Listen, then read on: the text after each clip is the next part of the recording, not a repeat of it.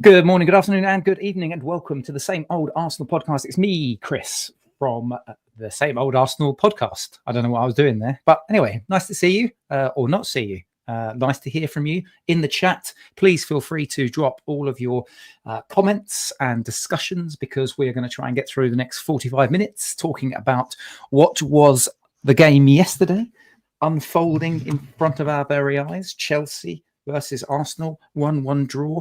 And as I said today in my blog, James, how you doing, James? You all right? Yeah, I'm very well, thank you, mate. I'm very well. I'm looking forward to hearing about this blog. Tell me more. Yeah, well, do you know what? I still don't. We are basically 24 hours since the end of the game. I still don't actually know how I feel about that result, which I can't remember that feeling for quite some time. Just for the benefit of the rest of you guys, Amanda is on her way, but she's on her way back from work, so we've had to squeeze in this little chat between doing things on our Monday nights, haven't we, James? We do, yes. Off to the parents at 7 o'clock for dinner, so that should be interesting. Will it be roast chicken? Will it be a risotto? I don't know. That's the other podcast that we're going to talk about later. But in answer to how you're feeling, Chris, I mean, I actually feel okay. And I'm not sure if you had a little browse through Twitter yesterday post-game, but you'd think, the end of the world was coming. I feel absolutely fine after what happened. I think, we'll look back on yesterday's game and sense that there was a missed opportunity. And without doubt, I think Mikel Arteta, the players will feel like when we're playing against 10 men, we should have done more, could have done more. But when you contextualize the week we've had two massive energy sapping performances against Bayern Munich, Tottenham Hotspur in the North London derby. We've done brilliantly in both of those games. And going into the game yesterday, I would have taken a point pre-game. So my expectation has pretty much been met. But again, when you look at the fact that Chelsea lost Caicedo early on in the game, and we never really tested them with 10 men, that's the frustration. But 7 points out of a possible 9 across 2 competitions, I can live with that. And I think to be 5 points clear going into the start of December, it's kind of exactly where we want to be, considering we've played at St James's Park, we've played at Stamford Bridge, we've played at Old Trafford, we've played at Anfield, we've played at Sunderland, who are a top team this season. So I think we've got to be happy. Yeah. Do you know what? It's a funny thing. This is the other thing that's dawned on me, the contextualizing part. And this is quite interesting, because if you think about where Chelsea were at the beginning of their week. Hey, Amanda, you all right? Hello, everybody. Yeah, go on, carry on. I was just saying, if you think about where Chelsea were 1 week ago, where we were 1 week ago, just over a week ago, just pre that Tottenham game, if you'd have said to me, right, you can have 2 wins and a draw, I'd have said, yeah, fine, take that, job done. The other thing that, again, to the contextualizing point, Chelsea, whilst we were playing an intense game against Tottenham, and yes, admittedly, they were terrible. We all talked about how terrible they were, but an intense game against Tottenham, against your local rivals, followed by an intense game against Bayern Munich, which was tight. Even though we were the better team, it was tight. And then we come into this game. If you think about what Chelsea did, they played Burnley, they beat them 2-0, and it was a relatively routine and comfortable victory when we were playing Tottenham over that weekend. They then played Barcelona, and yes, they beat them 3-0. And yes, Barcelona are an impressive team. However, Barcelona went down to 10 men in that first half. So really, Chelsea had an easier run of it, shall we say, because they're 1-0 up and they're playing against 10 men at home. So they've had 2 games that are much lower in terms of the intensity spectrum than we've had. So in the cold light of day, I'm coming around to the idea of the context of where we're at. I put it on social medias last night and I got a bit of blowback that that was the worst performance of the season from us. But I wasn't trying to position it as we were utterly terrible and abject. In my head, it was the worst performance, but only because all of the other performances have been better. I didn't really want to say least best, because it just sounds a bit weird. So I don't think we were terrible yesterday, but it was the worst of all of the very good performances that we've had this season. Amanda, we were just talking about how we feel, because I was saying 24 hours after the fact, I still don't 100% know how I feel about that result. Okay, so first up, you predicted 1-1, Chris.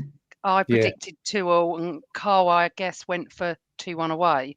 So I think we were sort of, me and you were thinking it could be a draw. We spoke after the Spurs match, didn't we? Bayern, I went for a draw again against Bayern, but you went for 2-1 and Carl went for 2-1. And I totally agree with what you say, but I was perfectly all right. A, we didn't play well at all. No, we were Uh, terrible. No, it's not B, I think we were, but I didn't throw my toys out and stuff. I don't have to calm down today. When you look at the week we've had, which you've just explained, it's massive. I knew. I just had this feeling. That's why both of us probably went for draws. That it was going to be a step too far. It's going to come, and I'll say this again. We are not going to win every game. For everybody listening, we're not going to win every game. And one of my decent Liverpool friends said to me, points win you championships. You would have lost that last season. Oh, we would have, wouldn't we? We would have definitely lost that. We weren't very good. So when you have a bad day at the office and you've got Chelsea coming at you like they just literally were like thugs the whole game, I'm sorry, they were wound up. It was like they'd read social media because Chelsea fans appeared on my timeline all of a sudden. I don't even follow any. And it was bizarre that they were like, we're going to do you 6-0, and you get all the social media idiots. But three games in a week, 3 massive, intense games, and we haven't lost them. We haven't lost one. We've beaten Spurs easily. Bayern was fantastic. You're asking them to pick up again. Okay, so we put Skelly in. I mean, all right. I don't know where you're up to. Sorry, because I'm late. But we were just doing vibes. Just vibes. I'm perfectly fine. I don't really understand the furor over it. This 10-man thing. Sometimes it's harder to play against 10 men. If we would have been on form, we would have won it. We weren't on form. So you go next. We're in November. It's now December today. As I keep saying, and I said on the radio this week, you do not win leagues in November, December, January, and February. If this had been March, maybe a little bit disappointed. But come on, in the big context of it all, and the big news about Saliba being out, I mean, every single game there is something. You got Hincapié and you got Mosquera coming in, and it's not Gabriel and Saliba, but they are decent replacements. But maybe it shook the team a little bit. I don't know. Yeah, James, how much of an impact do you think that Saliba miss was on the team? Because from what I saw, more of an impact was, I think, Anthony Taylor's trigger-happy nature with the cards, booking Zubimendi for quite a silly.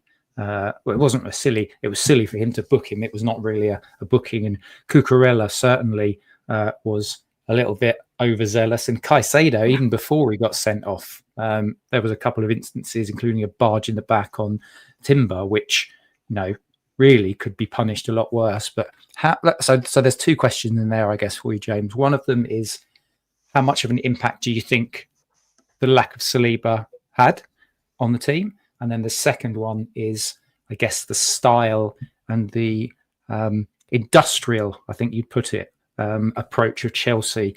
Did that knock us off of our game? Because we were misplacing passes quite a lot in that first half. Yeah, I'll start with your second point. I don't think it was Chelsea's physical nature that made us play poorly. I think we just weren't clicking for whatever reason, whether that's fatigue, whether that's, missing key players in key areas. You've got players like Ødegaard, Gyökeres. Okay, it's great to have them back in the side, but they're not up to match fitness yet. They're coming off the bench, making an impact. But from the start of the game, I just felt like there was something about us that didn't feel quite right. Players like Marino were passing it into absolutely nowhere. Mosquera had quite a few misplaced passes.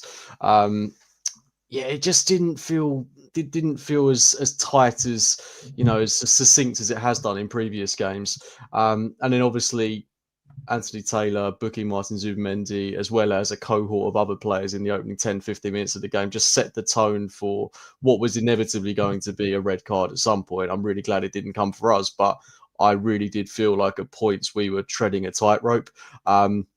And I wouldn't have been at all surprised if we had a player of our own sent off for some absolute nonsense moment in that game. But yeah, Zubimendi, I think his game just became a lot more conservative because of that early yellow card. And then obviously we got yellow cards to Mosquera, Hincapié, Calafiori. Lewis Skelly came on in the second half, almost immediately got a yellow card. It just really affected the way we played, I think. But moreover, I do think this was just an off day from Arsenal, and you're just going to have them. But I don't think it's a terrible performance. You know, we've all watched terrible Arsenal performances with much worse sides. The great thing about Arsenal now is that even when we're not having a good game, at least you know you're going to get a certain level of work ethic, commitment, and quality, let's be honest. And we did have chances to win this game. You know, we had the Gyökeres one right at the end. We had a Marino chance.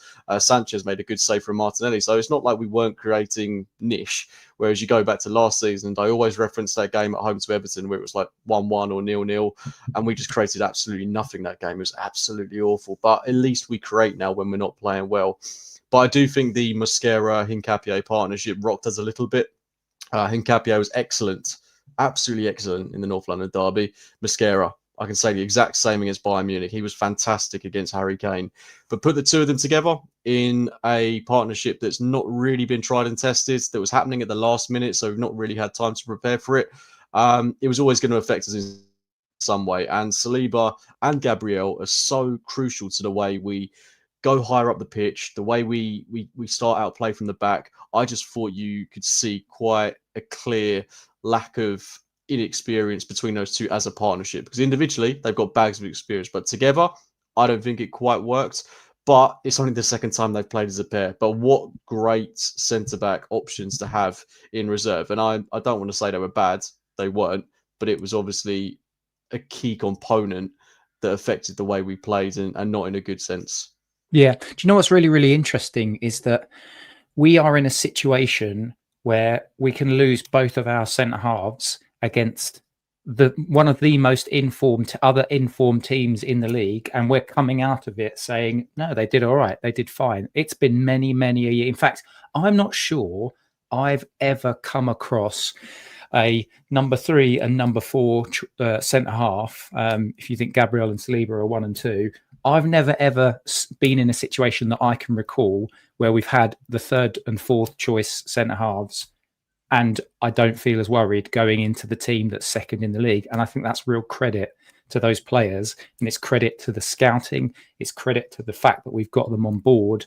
And I think it will see us through for a period of time, but we just have to hope that Saliba's knock was not too detrimental to our season, because we can't afford to have Saliba and Big Gabby out for too long whatsoever. Amanda, you can have a chat about those two if you want to, but I want to get onto the Caicedo foul, really. And I'm going to start with the fact that Anthony Taylor completely missed. Perhaps this is just symptomatic of his performance yesterday as a referee, that he misses that foul in real time. It looked nasty in real time. It looked worse in slow-mo. It's a standard red card, right? Absolutely. I called it straight away. Carl didn't see it. Listen, I don't like Anthony Taylor. I don't think any Arsenal fans do. But, you know, Carl didn't see it, but I did. And I said, wow, he's going for that. I already tweeted bye Caicedo before anything even happened. And people were saying, what? And when you watched it, you understood what I was trying to say, what I was saying. What I don't get, and I don't know if I don't know what is going on here. If that isn't a red, what is? That is a red card. There's no argument. He went to the screen. He did the right thing. I don't know why it took so long, because you only needed one look, really. It's a red card. Now, all of a sudden, then, you get Sturridge at half-time debating it. Theo not standing up for Arsenal, which he should have done, because it's right. And I would sit here, and you know that. I will argue with you two over a yellow card, a red card, a penalty, anything. I don't know what Sturridge was watching. I don't understand what he was even trying to say at halftime. If anyone in the chat can explain this to me, because I sat there and me and Carl went, what is he trying to say? In real time, it's not a red. In slow-mo, it's a red. No. It's a red. That's the end of it. Why everyone was coming out and debating it, I don't know. I think this is anti-Arsenal agenda somewhere. Because, if that was any other club, we'd be sitting here going, definite red, we'd move on. If one of our players did that, we'd be going, oh, and Chelsea went quiet. Listen back. As he makes that tackle, their crowd went silent, which is what we would do. If we saw a tackle like that on an opposing player from one of our players, it is a red all day long. John's just saying he's a Chelsea fan. What, Sturridge? It's irrelevant. If you're going to have a pundit sitting up there at half time that cannot be biased, it's a red. There's no debating it. Thank God Anthony Taylor, for once in his life, did the right thing. And I actually did think he did the right thing with the yellow card, because apparently he did the yellow to hold the play up. I don't know, because he wasn't sure. But yeah, it's definite red. Yeah. James, anything to build on that, or shall we move on to the second half? Because I think that first half, it was so bitty and disjointed and full of fouls and like breakups in play. There wasn't really a football match that kind of broke out until the second half, was there? No, not really. Like you say, it just summed up perfectly there. It was so bitty, so cagey. I do think there were a couple of moments from Chelsea that caused at least me concern. There was a moment where Enzo Fernandez got through and Esteban looked dangerous at times. So I do worry a little bit what the result could have been had they scored and kept 11 men on the pitch. Thankfully, it's not panned out that way, and we've managed to get something from this game. But yeah, touching on the Caicedo red card, I didn't quite realise how bad of a challenge it was in real time, and then watching it back, the more you watch it, classic case of the worse it gets, and it was obviously going to be a red card, and just a shame we couldn't have made more of it. James, a second, sorry, because I disagree. Because if you listen to Alan Smith, he's actually saying it is quite bad and he needs to go to the screen. So I know a lot of people were very anti-Smith yesterday they think he's got like a biased agenda against us, which he hasn't. And I know him. And he says he can't win either way with any set of fans, because if he goes for Arsenal come for him. And if he protects Arsenal, the other fans say it's because you played for him. He will say it as he sees it. And if you do listen, Guna 1973, he does say that. And he was getting bigger and bigger and bigger. I don't understand the debate, Chris. Oh, sorry, James. I don't understand the debate. It's a red card all day long. And yes, the first half was... I'm with James on this. They had 3 chances. If they had their shooting boots on, we could have been 3-0 down. Yeah, the stats were interesting because in that first half overall, because Caicedo got sent off on 38 minutes, but effectively the football didn't really kick back off until about 41 minutes. So you've got about 5 minutes where Arsenal have the advantage. And I thought the same thing. I thought Chelsea edged it. But when I look at the numbers, the XG was pretty much the same. They had 5 shots to our 2, to be fair. So they did outshoot us, but they were off target, like things like that. Esteban one blown over. And then it comes to half time and in the second half, Amanda. And for me, in my head, watching that, I'm thinking to myself, this has to be an Arsenal win now. Like I was looking at some numbers, and if you think about the amount of games that whenever a team goes down to 10 men, and it's not like one of those where they go down to 10 men with 2 minutes to go, if you play at least a half of football against 10 men in the Premier League, I think 7 to 9 times out of 10, the team that's got 11 versus 10 tend to go on and win it. To James's point, Chelsea were out then to try and manipulate the referee, because within the first few seconds, João Pedro was on the floor writhing in agony when really he'd barely been touched. Gyökeres got that yellow card late on. And if you recall, I saw Sanchez absolutely writhing around as if he'd been shot, but he was quickly up within a few minutes. So, they were trying to even it up, but we had to take control of that game. And I think the early goal that they got, I think it was wasn't it within like the first 5 minutes or something? I'm sure it was. Yeah, it was 48 minutes. So it's 3 minutes into the half. It completely changes the game plan, because I think if Arsenal get 5-10 minutes of just dominance, I think Chelsea sit into their structure and shell a bit more. But because they scored, they had a lead to hold on to. Where do you place the? Do you have a blame? Do you have a portion of blame that you place onto anybody from an Arsenal perspective for that goal, or was it just, they're good at set pieces, almost as good as us for set pieces, and it was a good flick on, and you've got to take it? Do you have any blame or any disappointment for any of the Arsenal players for their goal? really. I thought it was just sometimes you just have to say it was a really good corner and a really good goal. It was a really good headed goal. Um, it was disappointing, but because it was so early, I wasn't that concerned. I said this at half time, I would have taken 0-0 and none of our players sent off because I could see it. And you know what Arteta's like sometimes? He leaves them on a bit too long. I could see at least 2 of our players being sent off that were on yellows. And I don't know how Cucurella finished the game. I don't even know how he wasn't booked in the first minute, but it's not a shock, is it, that we'd be the first to get booked. I thought it was a good goal, Chris. I thought it was a good goal. And then I went, I'll take 1-1 and no players sent off. It just wasn't our day. And with 10 men away, and to be fair, they were up for it, Chelsea. They felt like they were invincible after beating Barcelona. You could see it in them. And also remember, there was a lot of South American players on that pitch that don't like each other. The Brazilians, the Ecuadorians, the Argentinians. This is how they play. So when you got Hincapi going up, jumping, and the bloke going down, listen, I don't think it was his elbow that actually caused that. I think it was his head. If you watch it, and I kept saying this, it's not actually his elbow, as his head's gone into his cheek. It's not a sending off. We know that, but they were trying all the time, weren't they, to get our players sent off. I thought only captains were allowed to speak to referees, but obviously not when we play. But no, I didn't really have any blame. Did you? I mean, there's a question as to whether or not, I think it's either Declan Rice or Mosquera potentially could be, a little bit more. It could anticipate the jump a little bit more. But for me, more than anything else, James, I'm a traditionalist and I like a man on posts. I like men on posts. And if there's somebody on the post, then they're nodding that away. But of course, I know the reason why you don't do that, because it takes 2 players out of the game. But did you have any thoughts on their goal before we then talk about the equaliser that we scored? No, I think I can only really echo what you guys have already said. It was a really good set piece. If we score that goal, I think we're talking about the quality of the delivery and the flick on more than we're talking about the poor defending from the opposition.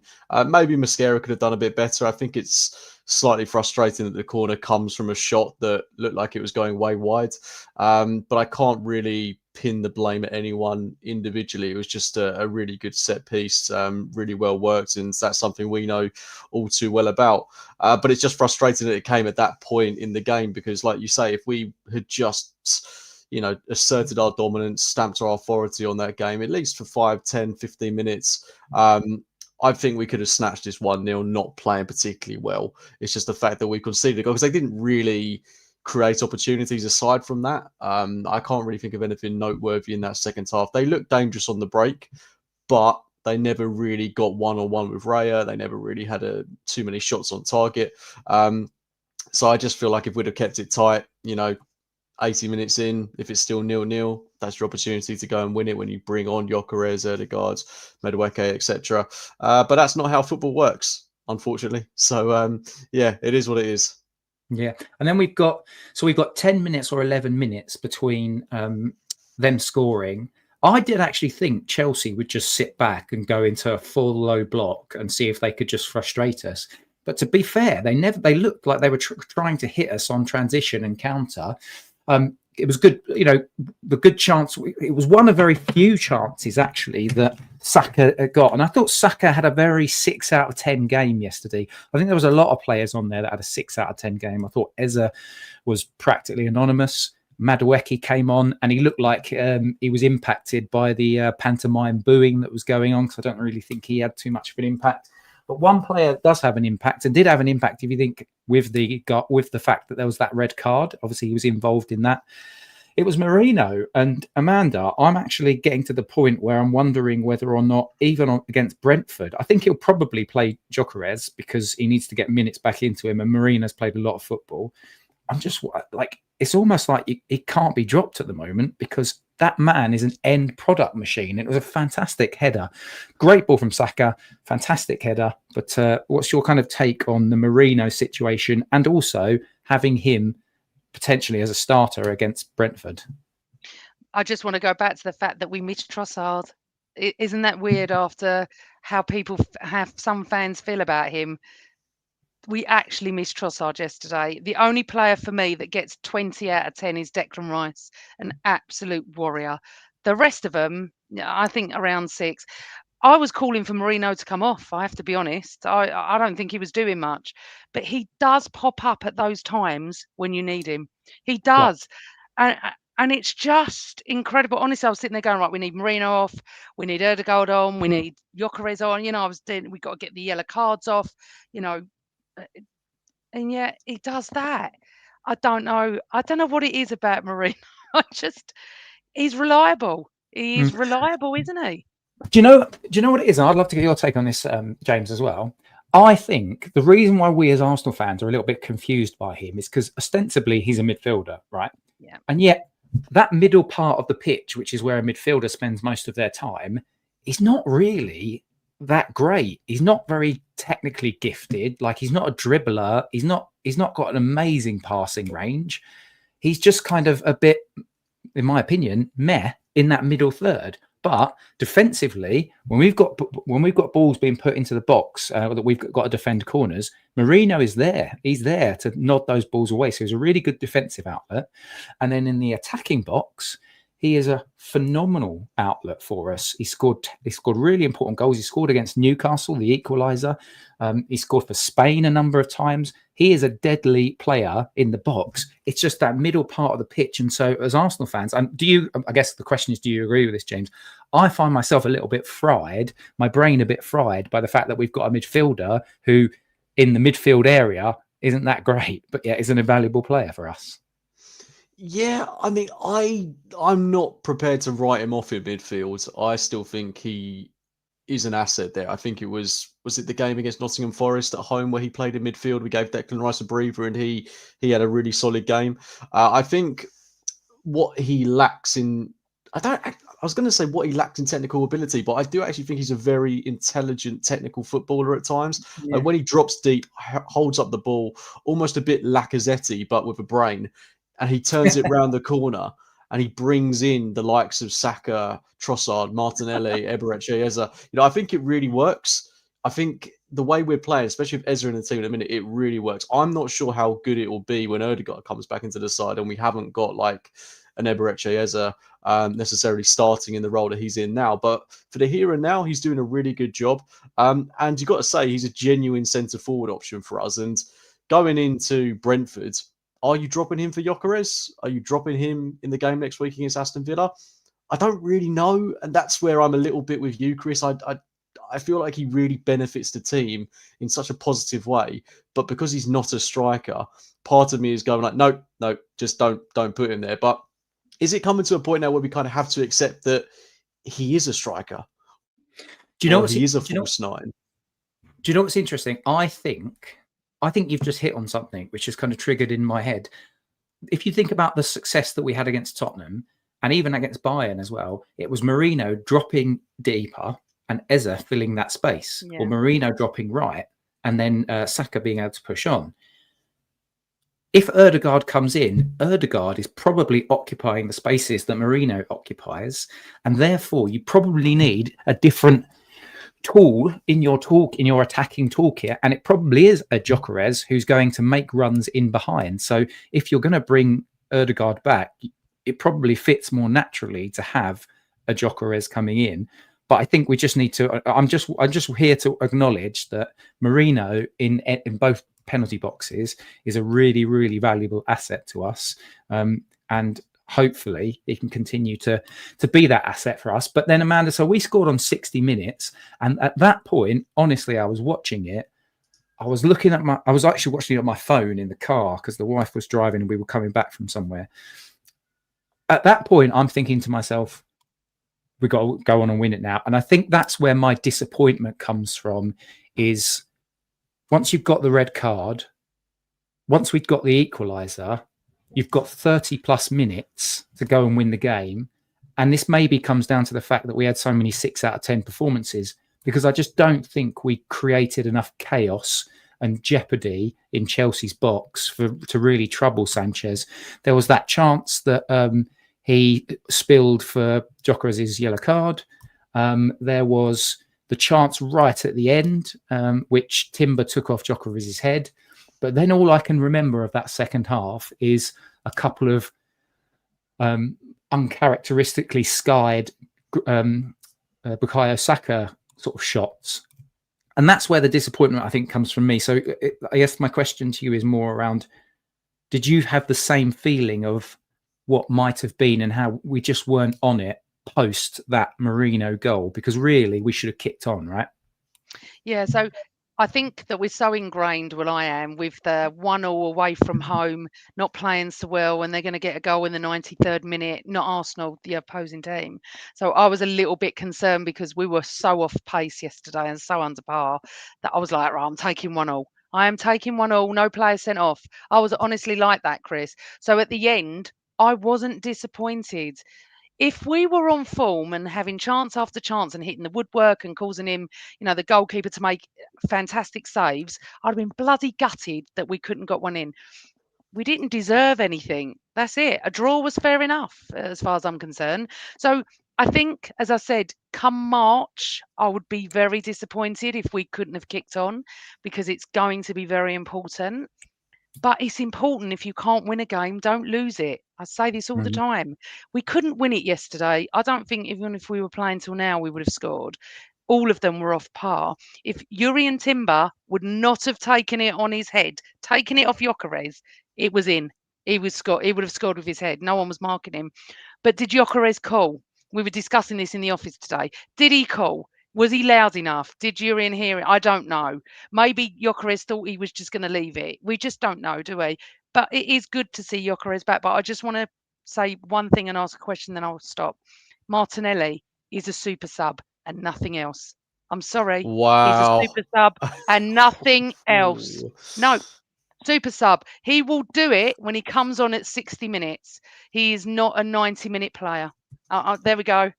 There's our first argument, Chris and James. Right. So I want you to give an opinion on that, James, but I'm going to jump in there just very, very quickly and say we were saying the same thing about Trossard last season. I think form comes and goes, it ebbs and flows. So my view is that at the moment, certainly he's not looking like a player that deserves to start, but that doesn't mean that you can completely write him off as a perma super sub. But James, what do you think?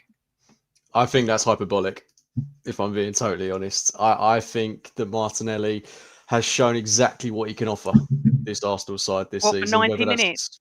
For 90 minutes? Whether that's from the bench, whether that's from the bench, whether that's from the start of games, I'm not too sure where. 60 minutes.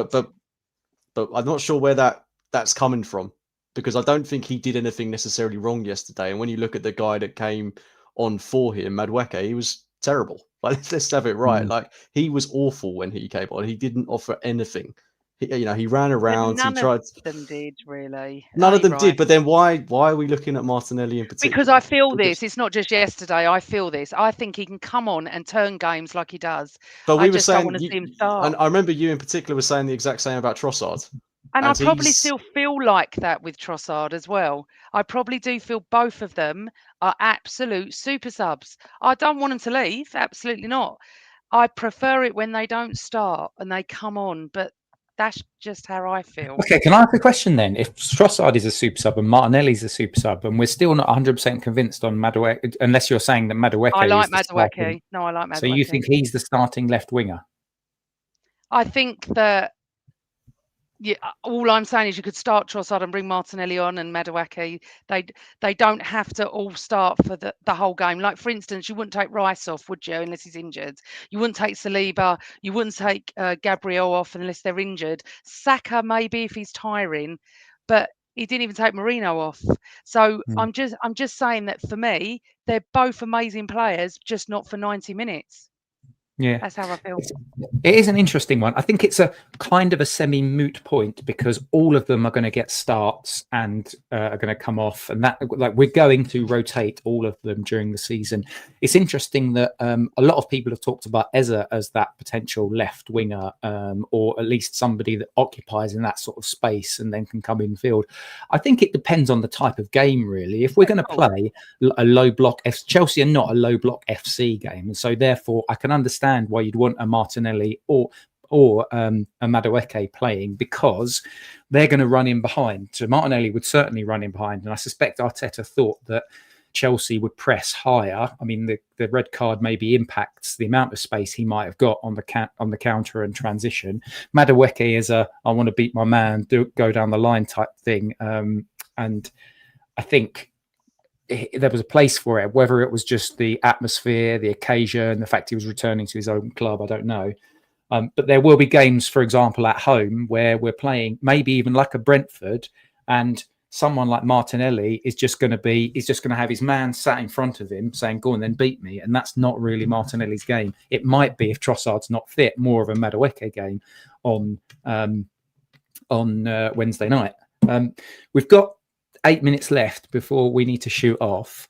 Do we want to? Is there any other sort of final points that you guys want to pull out in terms of that game yesterday that you want to talk about? And then maybe we talk about Brentford and then Villa, because I think the next time we speak, both of those games will have unfolded before our very eyes.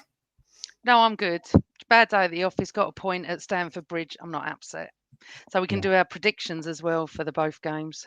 Yeah. Any final from you, James? Any final kind of thoughts on that Chelsea game? No, I'm just relieved it's over, to be honest with you, Chris. I hate going and playing at Stamford Bridge. It's never a particularly nice game. Yeah, we've had some good results there in seasons gone by, but they're a good side.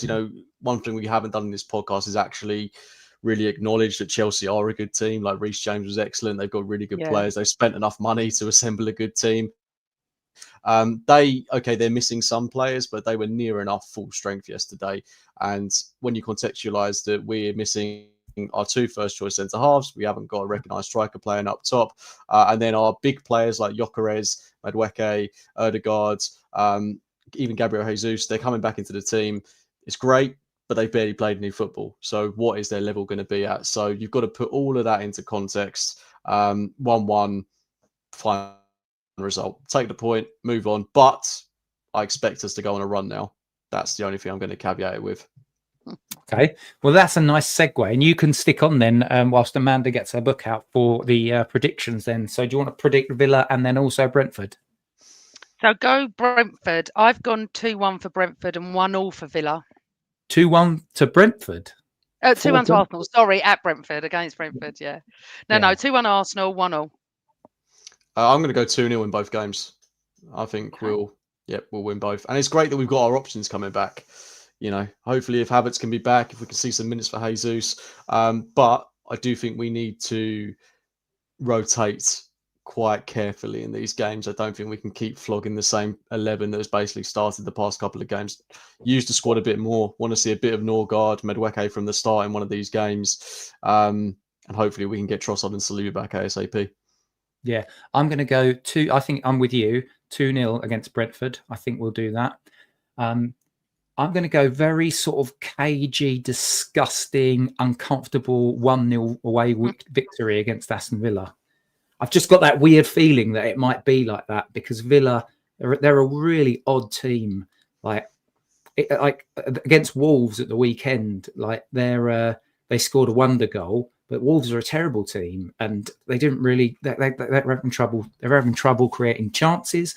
I think Ollie Watkins is suffering a bit. I mean, I've got him in my fantasy team, so I'll keep him in there if he doesn't, as long as he doesn't score this weekend, if that helps to reverse jinx it. But fascinating. That'll be a really, really tough game, though. Villa funny enough, I don't know why it popped up on my Twitter timeline yesterday, but I saw a tweet from a Wolves fan saying, like, if we were any decent Premier League side, we'd have scored 3 past this lot by now. So take that with a pinch of salt. But I do think we can get at that Villa defence. I definitely think we can beat them. Yeah. Nice. All right. Well, any other sort of final bits that we want to talk about? Is there any questions that we want to cover in the chat? Or no, Amanda? I think not really. I think I'm just so ingrained with the fact that we are going to draw games, we are going to lose games, but we're going to win more than we lose or draw. I do feel very confident. It's great, as you said, 2 centre halves come on. You lose Saliba and Gabriel. I mean, and to have Mascara and Hikapi, he's done bloody well in the summer transfer window, hasn't he? To give us these options, and the fact that Erdegaard looks like he's coming back now to full fitness, and Gyökeres is and Jesus is another option for us. We just need Gabriel and Saliba back. Make no bones about it. We really do. And I feel like now when we get a corner, it's not as exciting, I'm afraid. I do feel like, when Gabriel's there, we've got a chance of scoring. But no, I'm all right. I'm looking forward to Brentford. It's 7:30 on Wednesday. I thought it was 8 o'clock. So just to let everyone know, it's 7:30 kickoff Wednesday. And we 12:30 on Saturday, aren't we? I never like those games. Well, it's interesting because Fulham play Man City tomorrow at Fulham. And that's so they're 24 hours before us. And so I suspect that Man City will win that game, which means that it will be a 2-point difference. And then Man City have got Sunderland at home. I've got a feeling the wheels are going to start coming off with Sunderland. If you start looking at some of their numbers, and they're sort of scraping by, they're vibesing it at the moment. Chelsea have got who have Chelsea got? Chelsea have got Leeds away on Wednesday. Sort of tough game, but they might get through that. Then they've got Bournemouth away, so that's quite tricky for them. And then Liverpool have got Sunderland at home on Wednesday, and then they've got Leeds away. So again, by no means done and dusted, but what it shows you is that very quickly things can turn around. A few weeks ago, we were sort of 7 points clear and everything's looking rosy. It only takes a slip up in one of those two games, and then we've got a problem on our hands. But hey, it is November's been phenomenal. We haven't lost a game. That in both competitions, what more can you ask? We haven't lost since Bayern Munich. We haven't lost since August. I mean, and people are throwing their toys. I think social media is hilarious. God knows how everyone would have been in the 80s, but anyway, but it's just a phenomenal run for November, because November generally isn't good for us. So let's hope. It used to be the cursed month because it was the month of my birthday, but now it's the joyous month because it's the month of my birthday. And hey, we're still top of the league. We're still 5 points clear. We're at home to Brentford. We need to do the business. James, thank you very much. No, thank you, Chris. Excellent hosting as always. Amanda, good jobs. Yes, thank you. Nice to come on and speak about it. It was lovely to beat Bayern. We haven't even spoken about that, but that was an amazing night. That, top of both leagues, people. Top of both leagues will be I reckon Wednesday night will be rocking, to be honest. I know I'm not saying only Brentford. It's not a Bayern or a Spurs or anything, but I think it'll be rocking. And let's just go and beat them. Let's go and beat them. Hopefully you've enjoyed the show as much as we have enjoyed recording it tonight. If you would like to subscribe, then please feel free to tap the notifications button, and you can give us a review, do all of that sort of stuff. But from myself, from James, from Amanda, thank you very much. We're going to catch you next time on the Same Old Arsenal podcast. Always Arsenal. Goodbye.